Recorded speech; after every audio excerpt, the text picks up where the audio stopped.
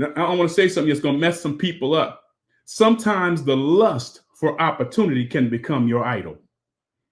Sometimes ambition can become your idol. And everybody's talking about nowadays about getting a seat at the table. I just want a seat at the table. I just want to get in the room. I want a seat at the table with important people, with influential people, with people who are moving things. So we want to sit at the table, because sitting at the table with important people makes a statement. People looking at you and seeing where you sit, not just you being in the room, but where you sit at the table many times speaks to your status or your importance. So we want to be at the table. We want to be in the room. And sometimes we're so carried away with getting a seat at the table that we end up worshiping the opportunity rather than the God who gave us the opportunity.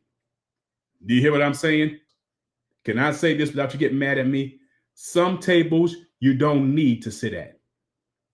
I'm going to say it again. Some tables you don't need to sit at. Some rooms you don't need to be in. Every opportunity is not a good opportunity. Every door is not a door that you should walk through. Come, I break it down for you. All money ain't good money. Oh, it's getting tight now. There are some invitations that you have to decline, simply because you may have to compromise your witness, your name, your reputation.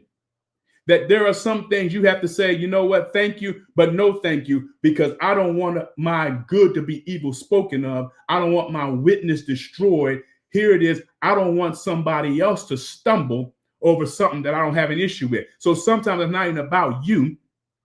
It's about somebody who may be being impacted by your walk.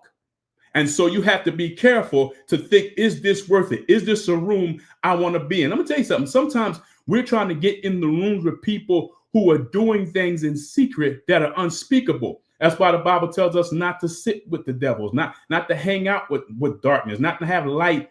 What light have fellowship with darkness? It's not what you see on the surface. Sometimes it's the things that you don't see that will impact you. And because we're so prone to make idols out of people and places and things, look at this. If necessary, God will withhold certain things. He'll close certain doors. He'll disconnect us from certain people, not to punish you, but to protect you. Ooh. But to protect you.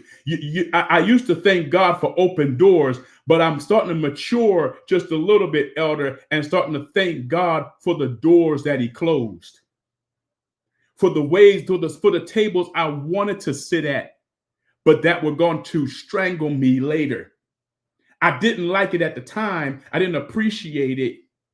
I wanted to do all those things to be invited, be involved, be a part of it. But in hindsight, there were some rooms that I'm glad I didn't get in.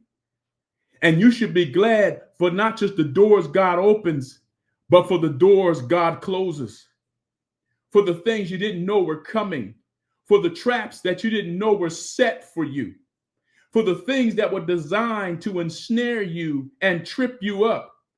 And God saw it. He foresaw it coming, so he shut the door.